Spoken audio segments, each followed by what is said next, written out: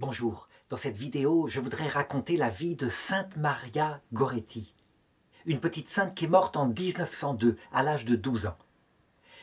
Dans l'Église catholique, pour être canonisé comme martyr, je dirais qu'il y a plusieurs causes qui peuvent le provoquer.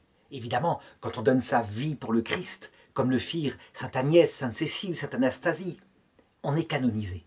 C'est clair, il n'y a pas de plus grand amour que de donner sa vie pour celui qu'on aime, et elle le prouve suffisamment, surtout quand on voit ce que c'est qu'un martyr. Il n'y a rien de glorieux dans un martyr, c'est la misère intérieure et physique.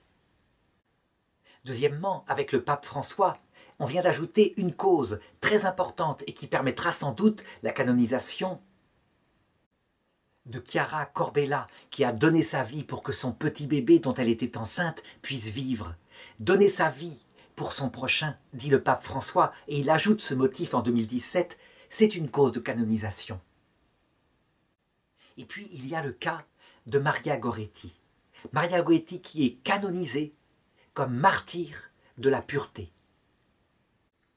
La petite Maria ne fait pas partie de ce qu'il y a de grand et de noble en Italie du Nord. Elle est dans une famille d'agriculteurs très pauvres. Elle est l'aînée de 6 enfants.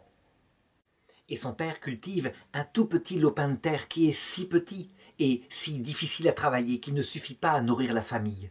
Par contre, malgré cette condition misérable, c'est une famille qui prie dès le départ, avec une maman extrêmement pieuse, qui apprend à ses enfants sur ses genoux à aimer non seulement Jésus, mais la Sainte Vierge. C'est une Italie si misérable que beaucoup émigrent vers la France pour trouver du travail. Mais le papa, malheureusement, atteint par la malaria, la maladie de ces terres mauvaises, où il y a des marais, où il y a des moustiques, meurt alors qu'elle a 10 ans. Et elle se retrouve, elle, toute petite fille, comme, je dirais, l'aide de sa maman, auprès de ses frères et de ses sœurs. Évidemment, dans ces conditions, elle ne peut pas aller à l'école et il lui est impossible d'apprendre à lire et à écrire. Par contre, pour ce qui est de sa communion, elle est très bien préparée. Et elle est tellement appréciée des gens du village qu'ils se cotisent pour que ce grand jour de sa communion, elle puisse revêtir une robe blanche. La maman étant veuve, eh bien, elle doit travailler au champ. Et le petit garçon de 9 ans, son frère, est lui aussi obligé d'aller travailler au champ. Avec quelqu'un qui en plus les exploite, le contrat est tout à fait inadapté, mais ils ne savent pas lire, comment pourraient-ils se défendre? Et elle reste à la maison pour s'occuper des petits. Et ils vivent avec une autre famille, ou du moins un père de famille et son fils, Alessandro. Serenelli, qui est un jeune homme plus âgé qu'elle, qui a 20 ans alors qu'elle en a 12. Maria est évidemment toute innocente, il n'y a pas de conversation graveleuse à la maison.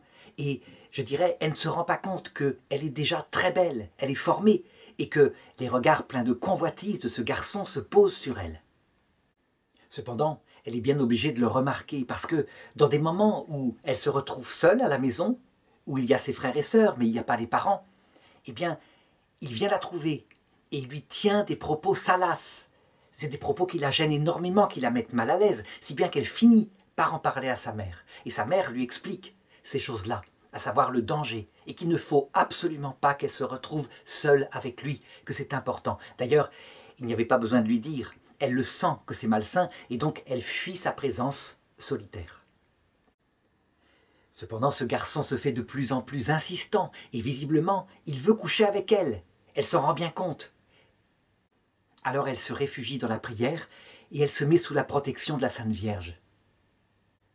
Arrive le mois de juillet 1902, et c'est une époque où il faut aller au champ. Évidemment, tous les petits se rendent au champ, et Maria se retrouve parfois toute seule avec sa toute petite sœur qu'elle garde. Et ça, c'est dangereux. Mais jusqu'ici, le garçon a été lui-même entraîné au champ, et donc il n'y a pas eu de conséquences. Voilà qu'arrive le 5 juillet 1902. La famille s'en va au champ, et elle se retrouve avec sa petite sœur, qui fait la sieste dans son lit, et elle ravaude du tissu pendant qu'elle la garde. Et voilà qu'Alessandro surgit dans la maison. Et là, manifestement, son visage est changé. Il marque une extrême convoitise. Il a prévu son coup depuis longtemps. Manifestement, il ne peut plus résister. Et il la menace. Il lui dit « Maintenant, couche avec moi et n'en parle pas. Sinon, je te préviens, je te tuerai. » et il la menace du geste avec un poinçon de 27 cm de long qu'il tient dans sa main. Il se jette sur elle, et elle, loin de se laisser faire, elle se débat de toutes ses forces. Alors, loin de, je dirais, de s'arrêter, parce qu'il la voit qui crie, il se met à la poignarder. Et elle crie de plus en plus, alors il la poignarde et il la poignarde encore. Il va la poignarder à 14 reprises. Et je dirais que elle ne cède pas. Elle tient ses vêtements serrés contre elle, elle ne cède pas. Et elle lui dit sans cesse, « Alessandro, Dieu ne veut pas de ces choses-là. Si tu fais ça, tu iras en enfer. » Évidemment, tout cela a fait du chahut, et il y a des gens qui ont entendu, qui se précipitent pour voir ce qu'il se passe, et qui la trouvent allongée dans son sang. Et Alessandro qui s'enfuit. Il faut bien se dire qu'à cette époque-là, il n'y a pas de téléphone portable, donc on la met comme on peut, à plusieurs, dans une charrette, et on la transporte le mieux qu'on le peut, en ayant le moins de chaos possible, à l'hôpital de la ville d'à côté. Ça se trouve à Nettuno. Et là, les médecins, évidemment, la trouvent dans de terribles souffrances. Ils vont l'opérer pendant des heures pour essayer, comme ils le peuvent, d'arrêter les hémorragies. Et comme elle parle de Jésus, comme elle parle de sa maman, comme elle parle d'Alessandro, eh bien on finit par prévenir le prêtre qui arrive pour lui donner les derniers sacrements.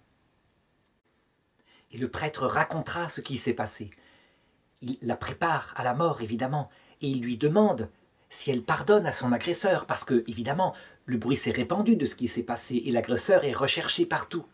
Et elle répond « Oui, pour l'amour de Jésus, je pardonne. Je veux qu'il vienne, lui aussi, avec moi, au paradis.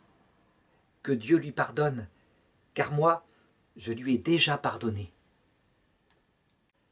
La maman est prévenue, elle se précipite, mais rien ne pourra sauver Maria, qui meurt le lendemain, le 6 juillet, à 15h45. L'énormité de cet assassinat, de ce crime, se répand dans la presse italienne, et un scandale terrible se développe. On cherche partout l'assassin, et on finit par le trouver, par l'arrêter, évidemment. Son procès aux assises aura lieu quelques mois plus tard, et là, il manifeste une très grande arrogance. Il ne semble pas se rendre compte de ce qu'il a fait. Je dirais qu'à la rigueur, son plus grand regret, c'est de s'être fait prendre dans cette affaire-là. Elle n'avait qu'à pas résister, finalement. Eh bien, il est condamné à 30 années de prison. Et pendant ce temps, la réputation d'héroïsme et de sainteté de Maria Goretti se répand dans toute l'Italie. Le pape en parle. Et on ouvre son procès de béatification. 8 ans après sa mort, en 1910, alors qu'il est dans sa cellule, Alessandro, l'assassin, voit en rêve de manière impressionnante, très nette, Maria Goretti qui lui apparaît. Il la voit, elle est lumineuse, et elle lui offre des lys dont les extrémités sont lumineuses, se terminent en étoiles. Il n'a pas évidemment la capacité de comprendre sans doute à cette époque-là le symbolisme de cela. On pourrait en trouver plusieurs, mais le plus grand symbolisme, c'est le lys de la pureté de Maria, qui, ayant plu à Dieu, obtient pour lui des grâces de lumière qui vont dans son cœur. Et effectivement, il se réveille le lendemain, il est tellement bouleversé qu'il se met à réfléchir à ce qu'il a fait. Et, je dirais insidieusement, peu à peu, il se repent, il se convertit. Et je crois qu'on peut dire que c'est une vraie conversion profonde, sincère.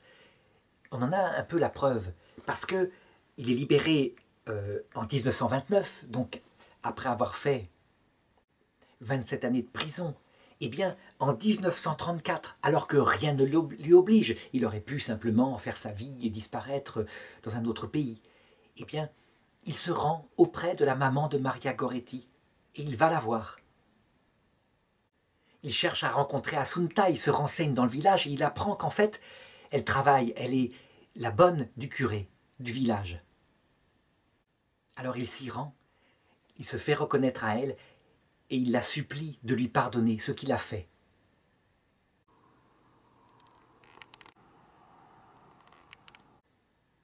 Eh bien, Assunta Goretti, la maman, lui dira « Dieu vous a pardonné, ma Marietta vous a pardonné.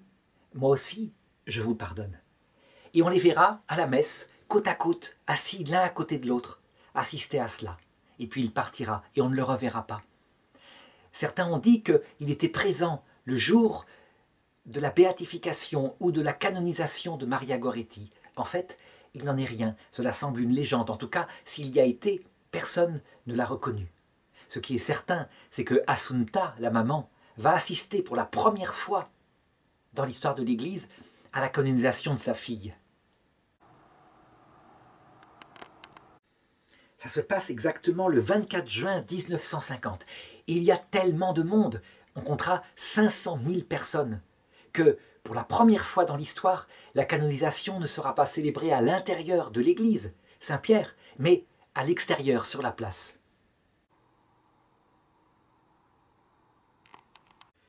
Quant à Alessandro Serenelli, eh bien, il terminera sa vie en 1970 en travaillant au service, je dirais, d'un couvent, le couvent de Macerata.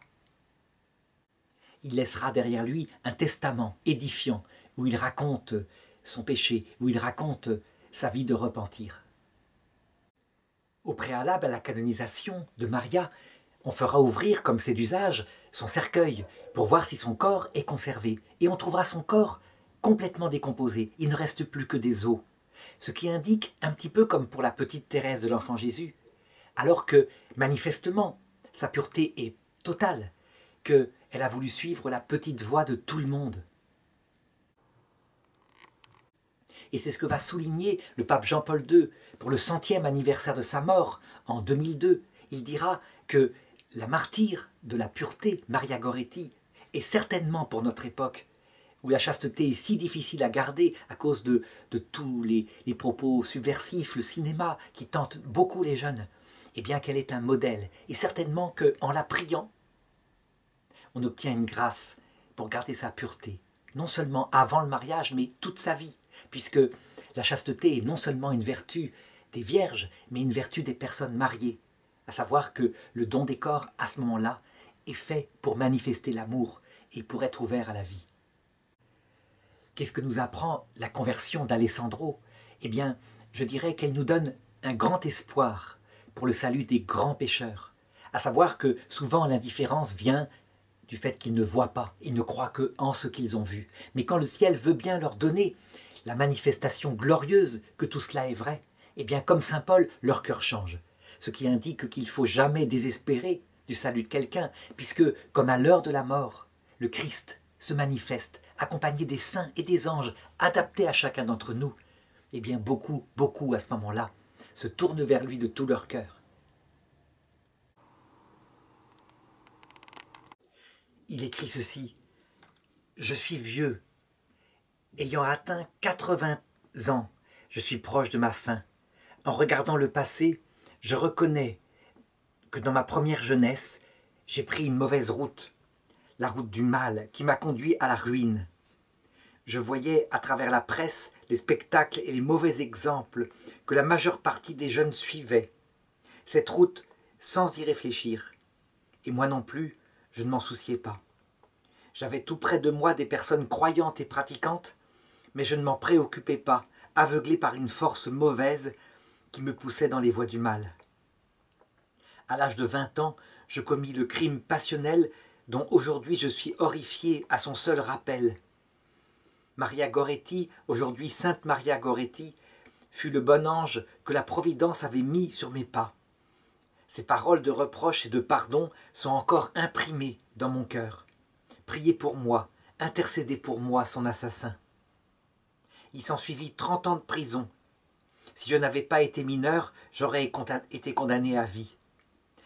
J'acceptais la sentence méritée et j'expiais ma faute. Rasséréné. Maria fut vraiment ma lumière, ma protectrice. Avec son aide, je me conduisis bien et je cherchais à vivre honnêtement quand la société m'a accepté à nouveau comme un de ses membres. Les fils de saint François, les frères mineurs des Marches, avec une charité séraphique, m'ont accueilli parmi eux, non comme un serviteur, mais comme un frère. Et je vis avec eux depuis 1936. Et maintenant j'attends sereinement le moment d'être admis dans la vision de Dieu, d'embrasser à nouveau les êtres qui me sont chers, d'être proche de mon ange protecteur et de sa chère maman Assunta. Que ceux qui liront cette lettre de moi veuillent tirer l'heureux enseignement de fuir le mal, de suivre le bien, toujours, depuis l'enfance. Qu'ils pensent que la religion et ses préceptes ne sont pas une chose dont on peut faire l'économie, mais que c'est le vrai réconfort, la seule voie sûre en toutes circonstances, même les plus douloureuses de la vie. Pax et Bonum, la paix et le bien, 1961.